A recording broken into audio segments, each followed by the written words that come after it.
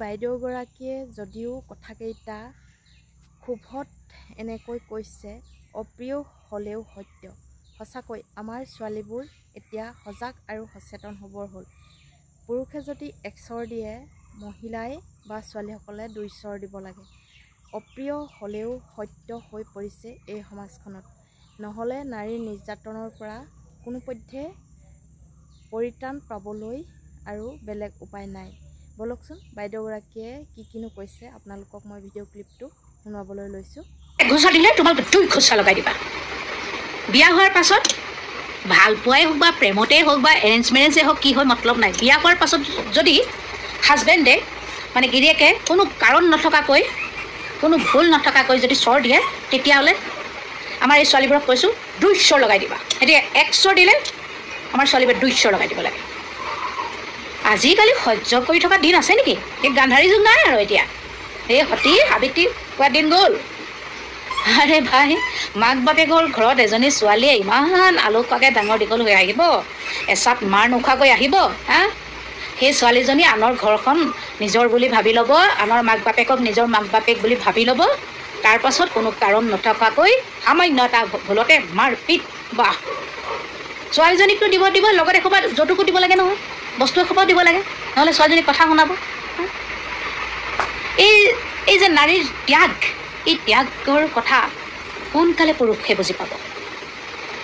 সকলোৰে কথা কোৱা নাই দেই, মোক মতা মানুহবোৰে গালি পাৰিব নালাগে আকৌ বুলি, সকলোৰে কথা কোৱা নাই।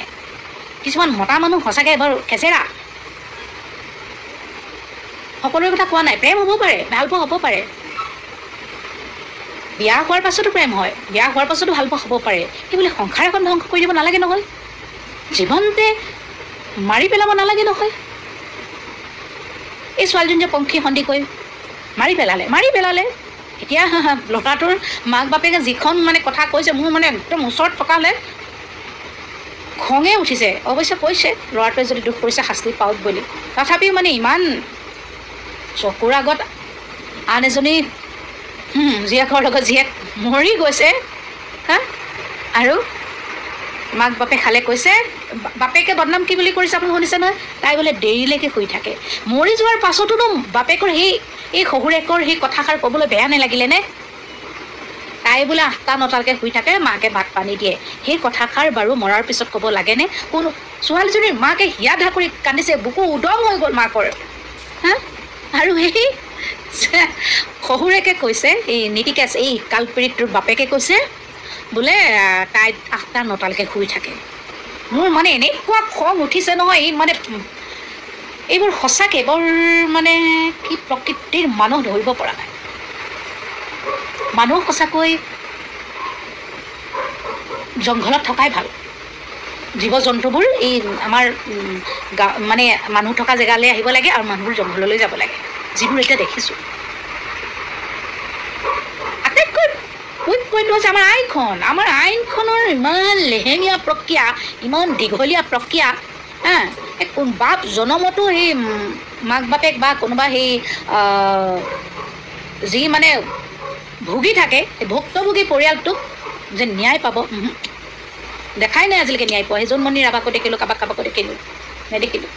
গতিকে ছোৱালীবোৰ ষ্ট্ৰং হওক, কাৰাতে প্ৰশিক্ষণ লওক, নখ দীঘল কৰক, কোনোবাই এই এঘোচা দিলে 2 ঘোচা দিব পৰা শক্তি গোটাই লওক এতিয়াই, ঘৰত থকাৰ পৰাই, জীয়ৰী কালৰ পৰাই।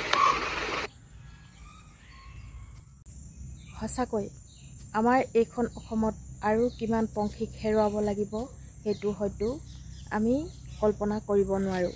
কাৰণ আজি এজনী কালি এজনী, ইদিনাৰ পাছত সিদিনা, ইদিনাৰ পাছত সিদিনা, এনেকৈ কিমান আমাৰ সমাজখনৰ পৰা হত্যা কৰি শেষ কৰিছে নাৰীসকল বা মহিলাসকলক। যিকোনো সমস্যাতেই নহওক, নিজৰ স্বামীয়ে অত্যাচাৰ কৰিয়ে হওক বা অন্য কিবাৰ কাৰণত অত্যাচাৰ কৰিয়ে হওক, কিন্তু মহিলাসকল যে সচেতন হ'বৰ হ'ল, সজাগ হ'বৰ হ'ল, এই বাইদেউগৰাকীয়ে সঁচাকৈ স্পষ্টকৈ বুজাই দিছে। এতিয়া আৰু গান্ধাৰী যুগ নাই, এতিয়া আৰু সতী সাবিত্ৰী হৈ থকা যুগ নাই। যিমানেই মুখে তৰ্ক কৰি আনৰ লগত যুঁজ কৰি ওপৰলৈ উঠিব পাৰিব, তেওঁলোকেহে ওপৰলৈ উঠি উন্নতি কৰিব পাৰিব। কাৰণ আমাৰ সমাজখনত আচলতে তেনেকুৱা এটা আহি পৰিলে, যি অকৰা লাগি সতী সাবিত্ৰীৰ দৰে বহি থাকিব, তেওঁলোকে নিজৰ ভাগটো হেৰুৱাব লাগিব বুলি কয় যে, এই পংখী সন্দিকৈ দৰে এগৰাকী ছোৱালীয়ে সেই পৃথিৱীৰ পৰা নাইকিয়া হৈ গ'ল। কাৰণ তেওঁ সেইবিলাক সহ্য কৰি থকাৰ পাছত নিজৰ দেহটোকে ত্যাগ কৰি এই পৃথিৱীৰ পৰা যাবলৈ সক্ষম হ'ল। কাৰণ সেই নৰপিশাচটোৱে হত্যা কৰি শেষ কৰি পেলালে। যদি তেওঁ সমানে তৰ্ক কৰি বা যুক্তিখিনি দেখুৱাব পাৰিলেহেঁতেন, তেন্তে এনে ঘটনা ঘটিবলৈ নাপালেহেঁতেন। বাইদেউগৰাকীয়ে সঁচাকৈ কৈছে, আজিকালি আৰু গান্ধাৰী যুগ বা সতী সাবিত্ৰী হৈ নাম ৰচনা কৰিবলৈ বা নাম অৰ্জন কৰিবলৈ কোনো কথা নাই। প্ৰতিযোগিতা যুগ যিহেতু, নিজৰ কৰ্মদক্ষতাৰে নিজৰ মতে আৰু নিজেই ঘৰতে থাকি উপাৰ্জন কৰিবলৈ শিকি আৰু পুৰুষৰ সৈতে সমানে সমানে ফেৰ মাৰিবলৈ শিকি এনেকৈ সমাজখন চলাবলৈ তেওঁ আচলতে জনাইছে। সেয়েহে ভিডিঅ'টো ভাল লাগিলে মই আপোনালোকৰ আগতো আগবঢ়াই দিলোঁ। ভাল লাগিলে লাইক, কমেণ্ট, শ্বেয়াৰ কৰিব বুলি আশা ৰাখিলোঁ। ধন্যবাদ।